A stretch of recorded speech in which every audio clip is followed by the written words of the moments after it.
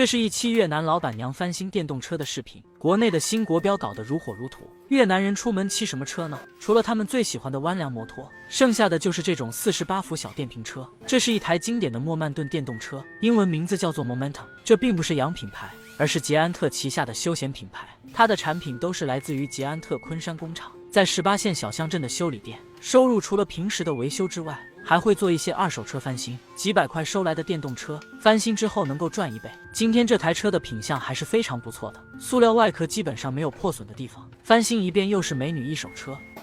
它的控制器是一个无刷双模通用版本，现在的控制器都是带学习功能的，比这个控制器要先进好几个版本。老板娘打算将这辆车彻底翻新，所以需要将控制器拆下来，拿下储物箱，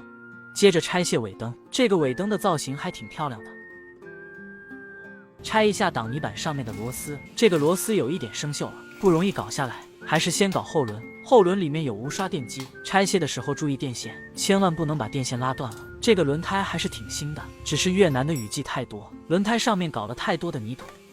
接着拆卸前轮，其实这台车的车架还是非常不错的，在路上搭2个靓妹完全没有问题。前轮比后轮还难搞一点，前叉的车轴一点也不好拆卸，经常涉水生锈也很正常。北方的老铁就不会有这方面的困扰，买台车骑1年就和新的一样。特别是新疆地区，张骞出使西域骑的电动车挖出来都还是崭新的。南北的空气湿度差异比较大，像我们这边常年空气湿度都在60到70左右。车架的处理比较简单，使用高压水枪冲洗掉上面的灰尘，放到太阳下面晒干就可以了。说到太阳，古时候有个词叫鼠犬吠日，因为四川1年4季看不到太阳，所以狗看到太阳就会叫。老铁们觉得这可能是古人瞎扯的，但是我觉得鼠犬吠日的现象又要回来了，因为400毫米降水线正在北移，到时候甘肃、新疆这些地方会变成塞上江南，四川又会变成常年下雨的状态，这严重加重了我们的风湿患病几率。古时候降水量北移的时候都会出现太平盛世，看来这次距离中华民族的伟大复兴已经不远了。这些外壳全都冲洗了一遍，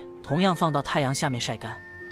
一般的修车店老板可能冲洗一下就行了，但是想要卖个好价钱，重新喷漆就比较重要。老板娘做事非常的稳当，先给车身外壳做了一层底漆，放到太阳下面晒干，然后拿回来对底漆进行打磨，按照它的修复手法，在国内这个工钱都比车值钱了。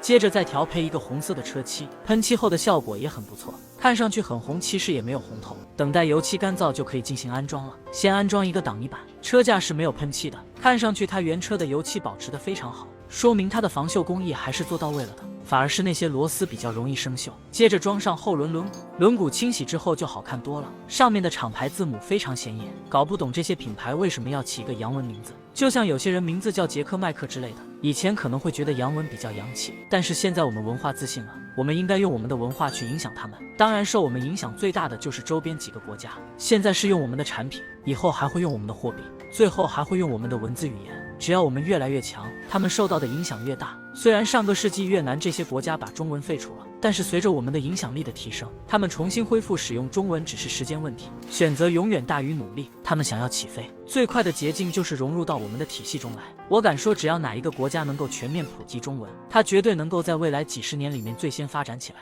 当然，没有哪一个国家有这种魄力，所以这会是一个循序渐进的过程。就像修仙小说里面的主角，不管主角天赋多强，血脉有多牛，也很少会有人从一开始就竭尽全力的投资它。这辆车也组装的差不多了，按部就班的将控制器安装回去，将4块电池安装上去。电池使用的是2022年的旧电池，和国内的修车老板一样，二手车一般不会用新电池，除非客户要求换新的。安装之后测试一下电动车的功能，看一看电机仪表是否正常。虽然天快黑了，老板娘还是出去骑一圈，这样一台美女一手车就可以上架了。